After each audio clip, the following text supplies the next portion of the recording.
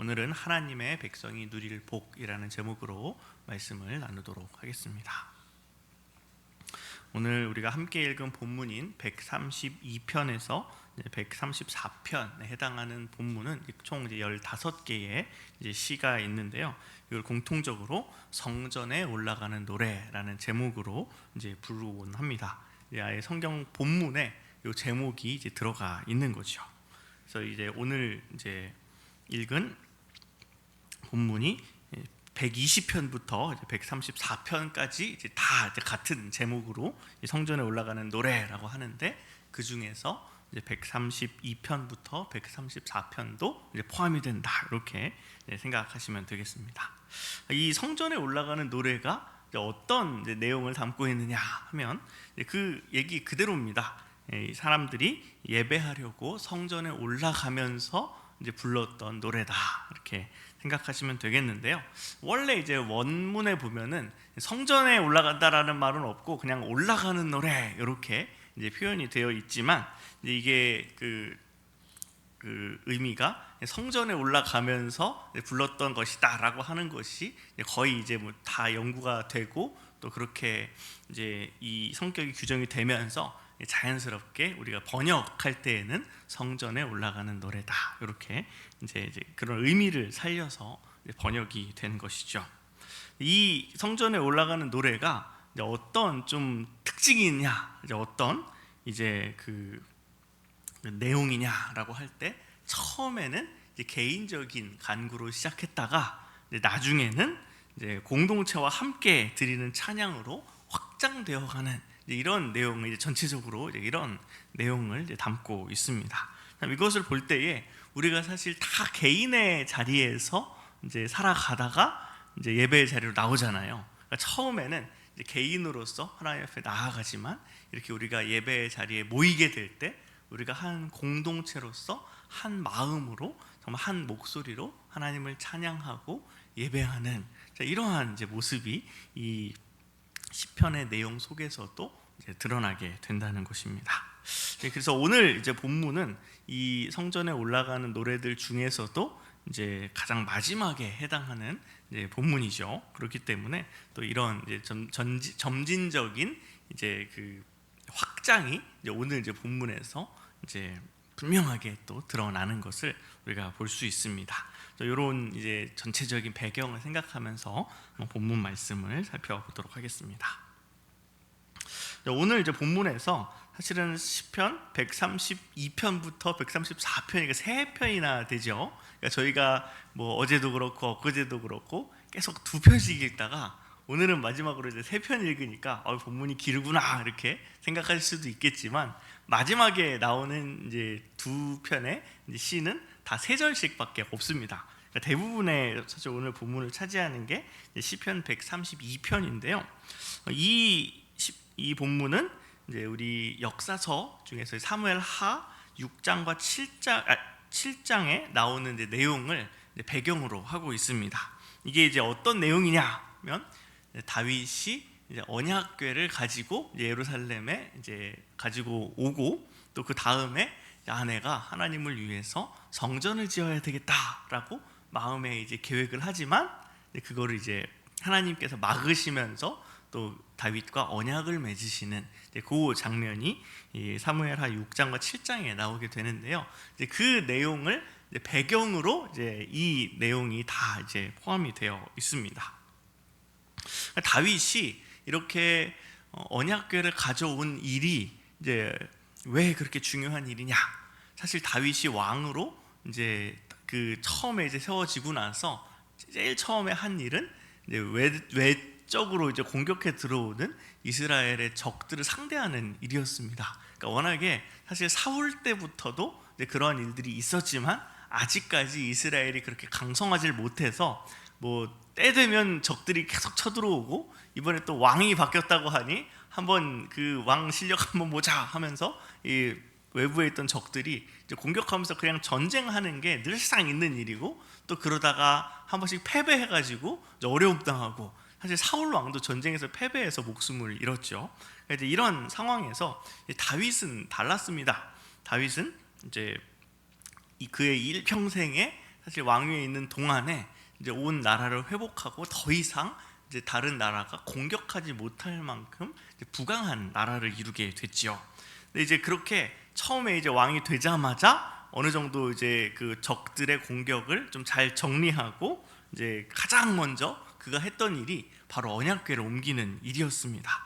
그런 행동을 했던 이 다윗의 마음에는 내가 정말 하나님과 가까이 하고 싶고 정말 내가 하나님과 함께 할 수 있다면 뭐라도 하겠다라고 하는, 그러니까 하나님과 함께하는 것 자체가 사실상 다윗에게 있어서는 삶의 가장 중요한 목적이고 또 삶의 이유가 되었던 것입니다. 그렇기 때문에 사실 이전에 사울 왕은 신경도 안 썼는데 다윗은 왕이 되자마자, 물론 이제 산적한 일들을 처리하느라고 왕위에 오르자마자 바로 하지는 못했지만 그러한 급한 일들이 정리가 되고 나서 조금 이제 안정이 되었을 때 바로 제일 처음에 한 일이 언약궤를 가지고 예루살렘으로 들어온 일이다.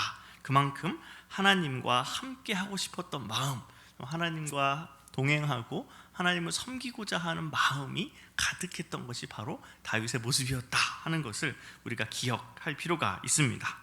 그러면서 이제 언약궤만 가지고 오면 뭐하냐? 나는 이렇게 좋은 궁전에 사는데 우리 하나님의 언약궤도 또 좋은 공간에 잘 모셔야지, 내가 성전을 지어야 되겠다, 이런 마음을 가지고서 사실 이제 선지자에게 그런 뜻을 이제 넌지시 이제 내비치게 될 때에 사실 선지자도 그냥 인간적으로는 그거 참 좋은 일이네요 했지만 하나님께서 그것을 막으시는 일, 우리가 사실 잘 알고 있는 사건이죠. 근데 여기서 이 하나님께서 다윗이 성전 짓는 것을 허락하지 않으신 이유가 있어요. 어떤 우리 흔하게 알고 있는 대로 다윗이 전쟁하면서 피를 너무 많이 흘려가지고 뭔가 부정해가지고 이 성전을 못 짓는다 이렇게 생각하지만 사실 그 일 자체를 하나님이 명하신 일이기 때문에 사실 어떤 다윗에게 결격 사유가 있어서 성전을 못 지은 게 아닙니다. 그것보다는 아직 이스라엘이 평안을 이루지 못하였고 또 이스라엘의 평안을 이루게 하기 위해서 하나님께서 택하신 종이 바로 다윗이죠. 그렇기 때문에 사실 다윗은 평생에 걸쳐서 이 전쟁터에서 열심히 이 하나님의 백성들을 위해 하나님의 나라라고 할 수 있는 이스라엘을 위해서 싸워왔는데, 여러분 잘 또 기억하시겠지만 보통 이제 이스라엘 백성들이 성전이 이제 지어지기 전에 전쟁할 때 늘 언약궤를 가지고 갔습니다.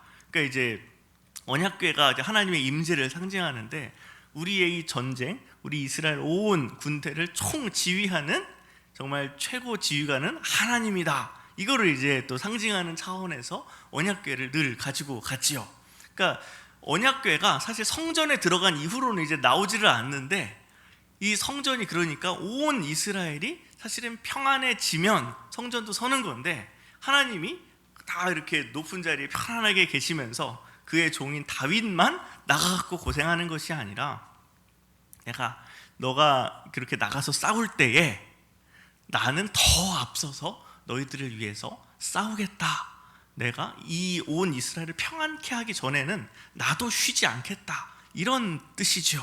그러니까 하나님께서 정말 성전을 이렇게 짓는 것을 유보하신 것이 사실은 어떤 다윗의 결격 사유라고 이야기하기보다는 그 다윗을 사랑하시고 그 다윗을 정말 통해서 그분의 일을 하기 원하시는 그 하나님의 마음이 이제 드러나는 사건이라는 것입니다. 그러니까 거기서도 이게 보면은 이렇게 성전 짓는 것을 허락하지 않으시는 것이지만 그러면서 이제 여러 가지 언약들을 이제 약속들을 주시죠. 왕권을 보존하고 그의 왕권을 보존하고 정말 그의 자손들에게도 영원토록 그것이 이어지게 하겠다. 이런 이제 약속을 주시면서 정말 다윗이 내가 도대체 뭔데 하나님께 이런 정말 큰 은혜를 입었습니까 하면서 아주 감격하는 내용이 사무엘하 이제 7장에 또한 나오게 됩니다. 이렇게 이 사무엘하의 내용을 보시게 되면은 다윗도 하나님을 사랑하지만 그 다윗을 사랑하시는 그 하나님의 엄청난 사랑과 은혜가 얼마나 큰가 하는 것이 잘 드러나게 되는 것이죠. 근데 오늘 본문에서는 이렇게 다윗을 향한 하나님의 사랑도 이제 물론 이제 은연중에 드러나지만 하나님을 향한 다윗의 사랑이 좀 더 강조되는 것을 볼 수가 있습니다. 그러니까 2절부터 5절 말씀을 보시게 되면 뭐 여러 가지가 나옵니다. 그가 여호와께 맹세하여 뭐 야곱의 전능자에게 서원하기를 하면서 내가 정말 이 전능자의 성막을 발견하기 전에는 내가 잠도 안 자고 아주 애써가지고 내가 이것을 위해서 나의 전심을 다하겠다라고 하는 그 다윗의 각오가 여기에 표현이 되어 있습니다. 하나님을 향한 지극한 사랑의 마음이 이제 등장하게 되는 것이죠. 또 그 뒤에 나온 내용들도 다 보면 하나님께서 주신 언약의 내용입니다. 11절에서 12절 보시면 여호와께서 다윗에게 성실히 맹세하셨으니 변하시 아니하실지라 이르시기를 내 몸의 소생을 내 왕위에 둘지라 내 자손이 내 언약과 그들에게 교훈하는 내 증거를 지킬진대 그들의 후손도 영원히 내 왕위에 앉으리라 하셨도다. 이게 이제 다윗에게 하나님이 주셨던 약속인데 이걸 다시 언급하고 그 뒤에는 이제 그렇게 이제 왕위에 그 다윗의 자손이 서게 될 때 이스라엘이 맞이하게 될 여러 이제 번영하는 모습들을 이제 쭉 이야기를 하고 있는 것이죠. 이 모든 이제 배경과 또 오늘의 본문에서 언급되는 내용들을 볼 때에 정말 어떤 것이 저희가 좀 주목해야 할 것이냐, 그것은 바로 하나님과 다윗이 얼마나 서로를 사랑했느냐 하는 것입니다. 정말 다윗은 정말 하나님께 영광 돌리고 내가 하나님을 사랑하는 마음으로 뭐라도 다 할 수 있을 것처럼 내 자신의 목적이나 내 자신의 어떤 안위나 이런 건 안중에도 없습니다. 그냥 하나님을 영광 돌리고 하나님을 높이고 정말 하나님과 함께 하는 일이라면 내가 뭐라도 할 수 있다라고 하는 정말 그의 간절한 하나님에 대한 사랑이 드러나고 뭐 하나님께서 다윗에게 베푸신 사랑과 은혜는 말할 것도 없죠. 정말 하나님 그분은 사실 천지를 지으신 분이신데 이런 성전 같은 데 사실 갇히실 분이 아니신데 정말 그와 함께함을 이렇게 분명하게 드러내 보여주시고 정말 다윗이 있는 곳이라면 뭐 예루살렘뿐만이 아니라 어느 전쟁터라도 내가 너와 함께하고 너보다 앞장서서 너의 대적들을 정말 싸워서 승리하게 해주겠다.